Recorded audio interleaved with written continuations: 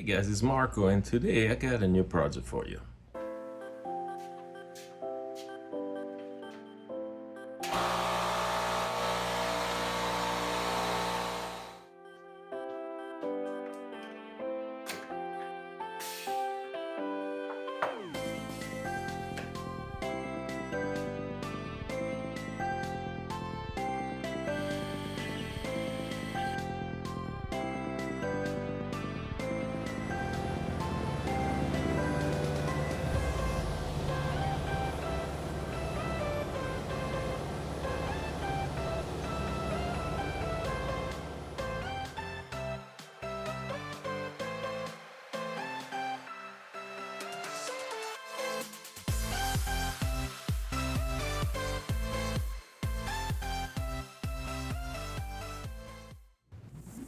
So this is my old mini mill that I've been upgrading for a while. Scrape the ways, scrape the bottom, the ways of the head, scrape the compound. Just in an effort to make it a little less sucky, I would say, like polishing a turd, really. But one of the things I want to change, one of the things that's giving me a little bit of grief, is that tool post that appears a little flexible on the compound slide. So I want to make a, well, this is to go on top of this. I want to make a block here that is not sliding, where I can mount my tool post here. Again, cutting angles is not a big deal because this is CNC, so if you want to cut an angle, all you have to do is program it. So let's see what I'm thinking about doing now. All right, so this is the compound, and normally this is mounted on top of the lathe, the setup that you just saw. And this is a quick change to post that sits on top of it.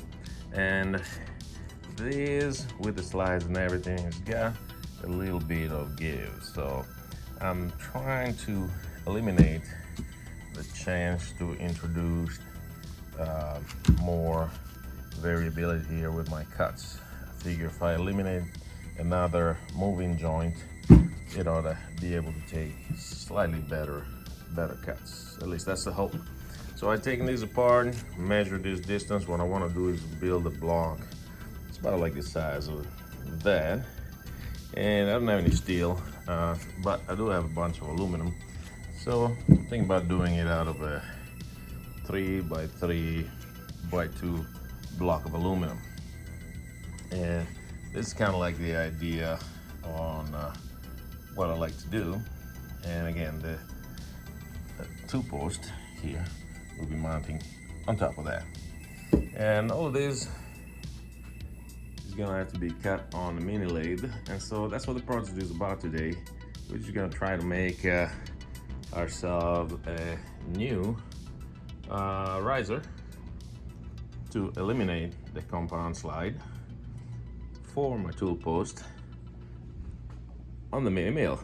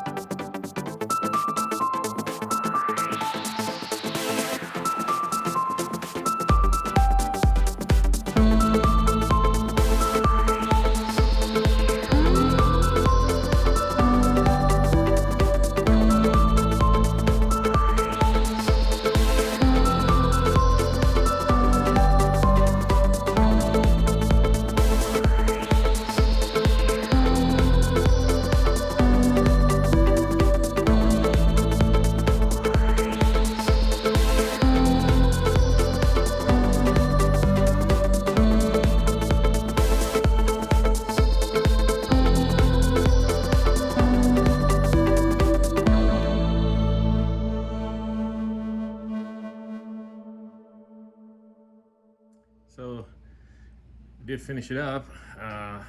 It's a little embarrassing. It looks like crap. I'll show it to you in a minute. The biggest problem was, I don't know, for some reason every time the tool changed, it was losing the height, and so I kept having crashes after crashes after crashes.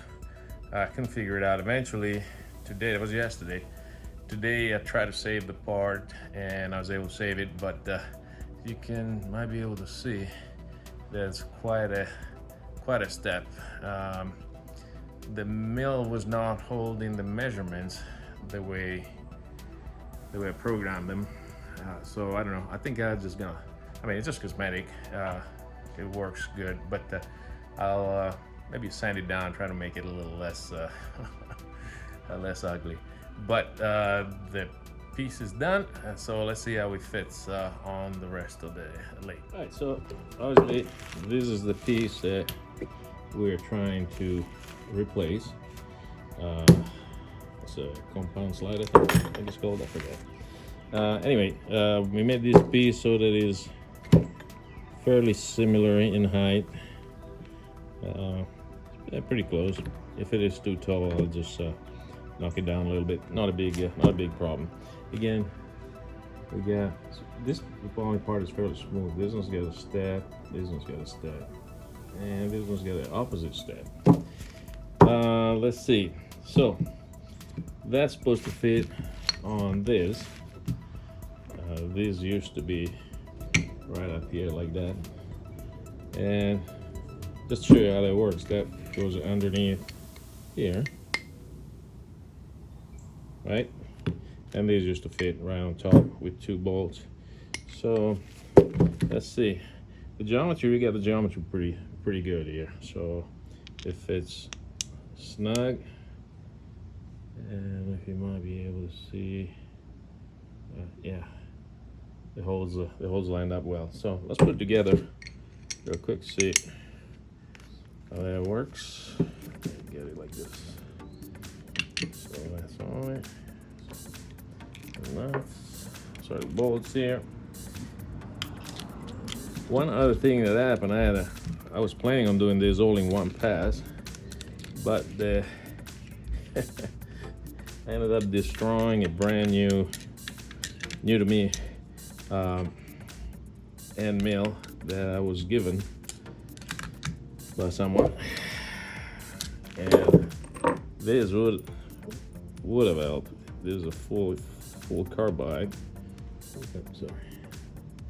See, that was supposed to get this whole depth, but I destroyed it trying to enlarge that all. That did not work out. So on top of that, I got a little bit of thread left in there, but my metric set of taps is crap, so I'll throw it away. I already ordered a brand new one. I do have a little bit of thread left that I can stick this in there. So yeah, let me show you. I was just tapping it and look at, let's see if you can see. Man, that's just terrible. But I'll put an nail coil in there, and we'll fix that once and for all. And then I'm getting rid of those tools. So this goes on the top like that. Actually, like that. And that tightens up, and tighten up a little bit. Yeah, and so this is where the tools go. Let me get one to show you. So this is the way the tool would fit. This is in frame. Yeah. And this goes on the lathe. So now we're gonna go try to put it on the lathe and see what that one looks like. So here we are at the lathe. Let's mount this back on. Now, the nut here is not adjusted yet, so it's gonna be a little bit loose. But on the screw there, on the lid screw, and we're gonna have to use the motor to draw it in. But having said that, we ought to be able to get it done. So let's put the gid on first.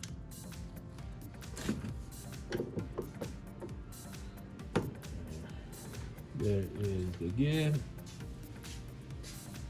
Right. And now we gotta turn on the motor. Yeah. All right, got a controller here. See if we can keep it together. And we should draw back. There we go.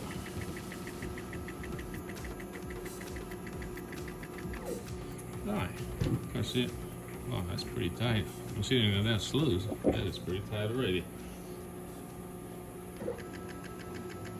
So we'll have a cutting tool right here. Let's see if I can do it like that. And you're doing all your cutting right there, in and out, back and forth.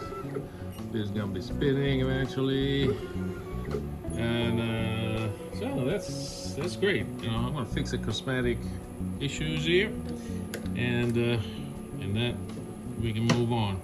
Let's see what do we got to go on to do. I have a helicoiling put in here so that I can actually put some torque on this bolt, and the nut actually. And here the motor's off again. Got a few things to do. Let me see. Put the motor on. I need to pick a new controller. Put a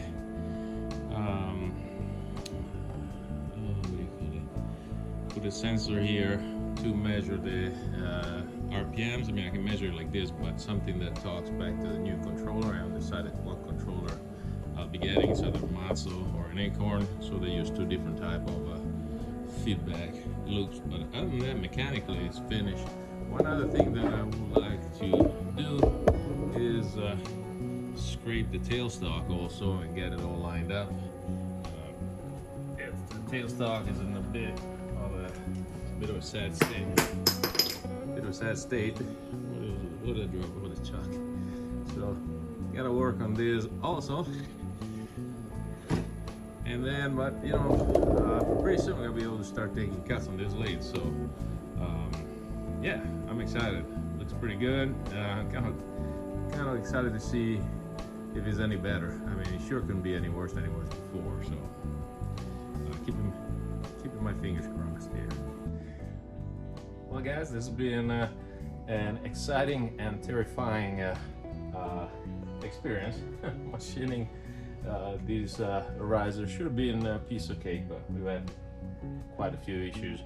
I might or might not put them in the video. We'll see if it even shows what happened. But if you get to this point, I do want to thank you for sticking with it. Hopefully you get something out of it, and just stay tuned. We'll have quite a lot more work to go on this lathe and with this lathe pretty soon.